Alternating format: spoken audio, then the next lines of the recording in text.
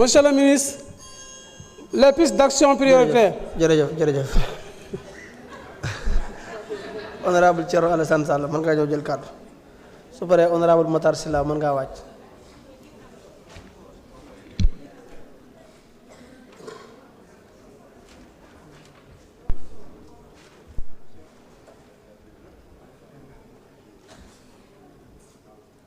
président maa ngi lay nuyu nga nuyu laa leen ma ñëpp bokk.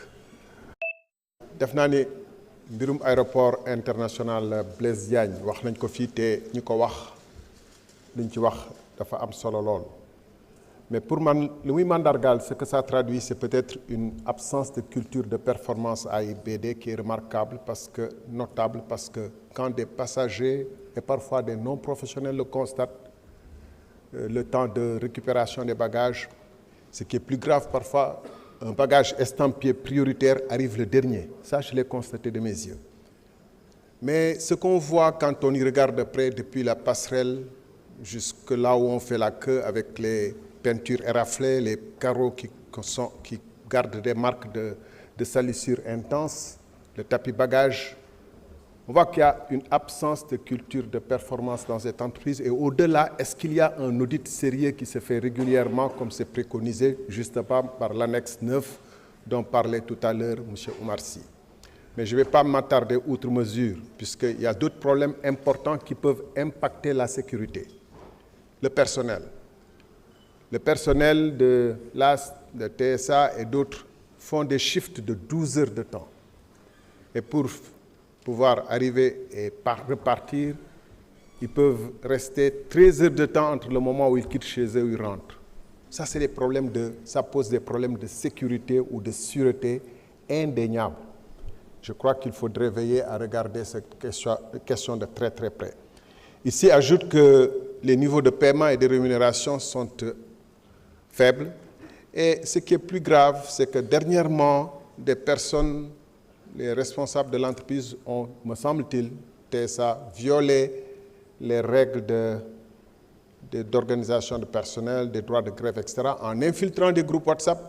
et en se basant sur ce qui est écrit dans les groupes WhatsApp pour, au lieu de désamorcer la crise et discuter avec les gens, mais renvoyer purement et simplement des gens sur la base simple de leur demande de s'organiser pour pouvoir faire valoir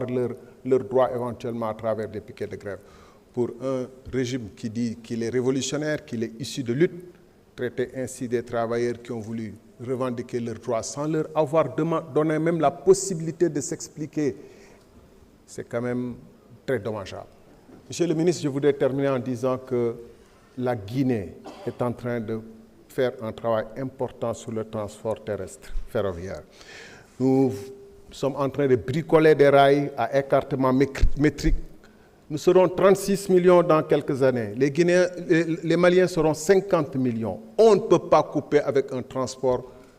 ferroviaire important, écartement standard qui permet d'évacuer les marchandises. Je vous remercie. jërëjëf honorable Matar Sylla mën ngaa ñëw jël kàddu su paree honorable Maïmouna Dieng mën ngaa wàcc.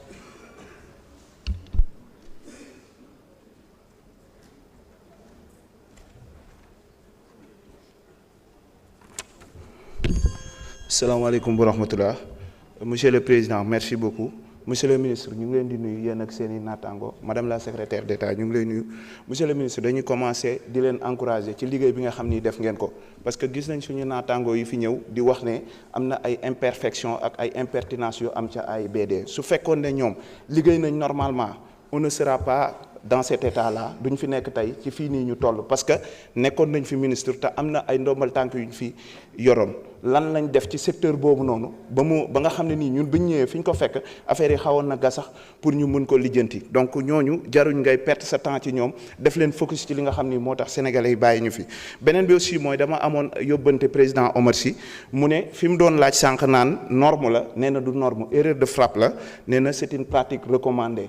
monsieur le ministre dama doon ñëw ci benn yóbbante boo xam ni waa département de Pikine ñoo ma ko yóbbante nee nañ ligne 2 Dakar Dem Dikk bi depuis 2023 jusqu'à maintenant jaaru fa pour daal di yóbbu ñi nga xam ne ñu mooy passagers yi c'est vrai que DG mu ngi def liggéey bu am solo mais bëgg nañ mu indilaatal ñu ko. beneen bi aussi mooy monsieur le ministre maa ngi lay laaj ci li nga xam ne nii keroog laajoon naa la ko en commission mais aw ma ci woon tontu moo taxoon ma la koy laajaat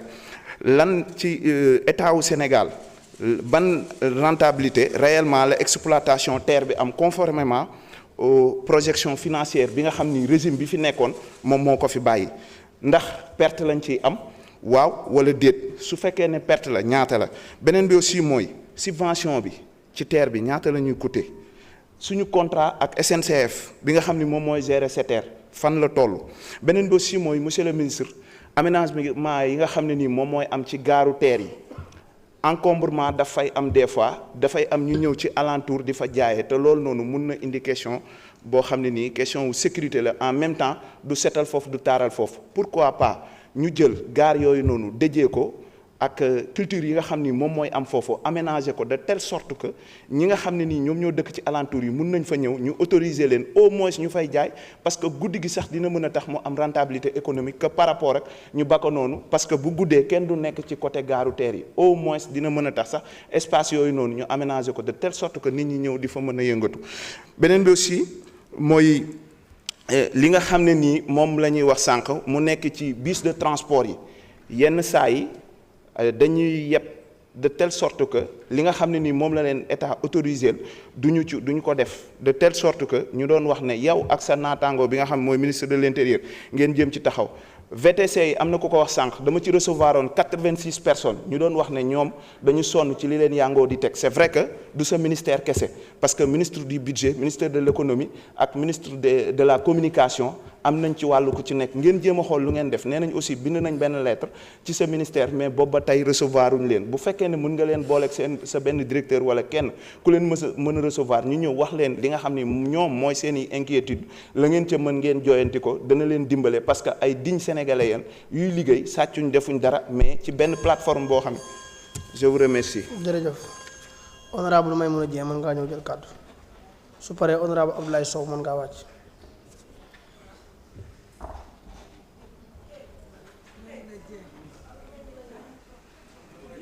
Maimouna Dieng.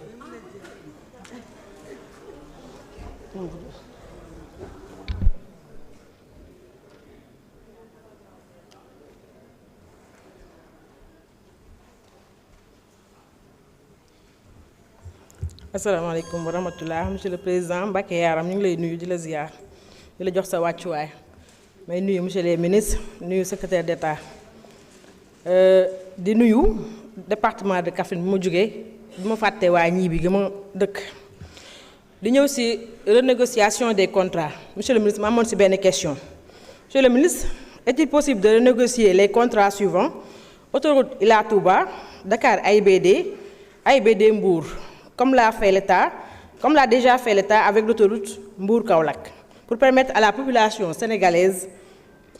de bénéficier